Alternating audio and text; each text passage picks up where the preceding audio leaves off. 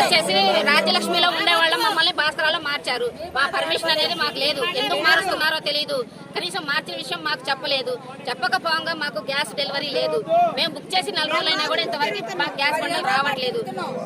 వచ్చిన వాళ్ళకి సమాధానం అనేది మేడం గారు కరెక్ట్గా చెప్పట్లేదు. ఇదిగో వస్తుంది అదిగో వస్తుంది చెప్పేసి రోజుల తరబడి మేము ఆటోల్లో కట్టించుకొని ఆటోకి వచ్చేసి 200 అప్ అండ్ డౌన్ తీసుకుంటున్నారు మా దగ్గర. మరి గ్యాస్ బండలకే పెట్టాలా, ఆటో వాళ్ళకే పెట్టాలా? ఆటో ఎవడు రాడు.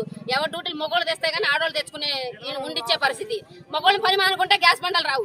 ఏం చేయాలో అర్థం కాని పరిస్థితులు. ఇక్కడికి వస్తే ఆకలి, ఇళ్లలో పిల్లల్ని చిన్నపిల్లలు ఉన్న వాళ్ళు ఉన్నాం, అందరం ఉన్నాం. వాళ్ళకి అన్నం కూడా నీళ్లు లేక చాలా ఇబ్బందులు పడుతున్నాం. మాకు దయచేసి మాకు రాజ్యలక్ష్మి కన్నా మార్చేసి లేదా భాస్కరాలో ఉంటే కనుక భాస్కరాన్న బండి ఇవ్వమని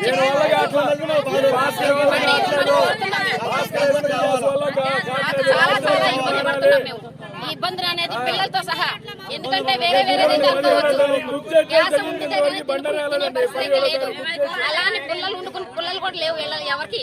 దీని మీద అందరూ డిపెండ్ అయిపోయిన తర్వాత కూడా గ్యాస్ ఇలా టైట్ చేయడం చాలా చాలా ఇబ్బంది పడుతున్నారు ప్రజలు.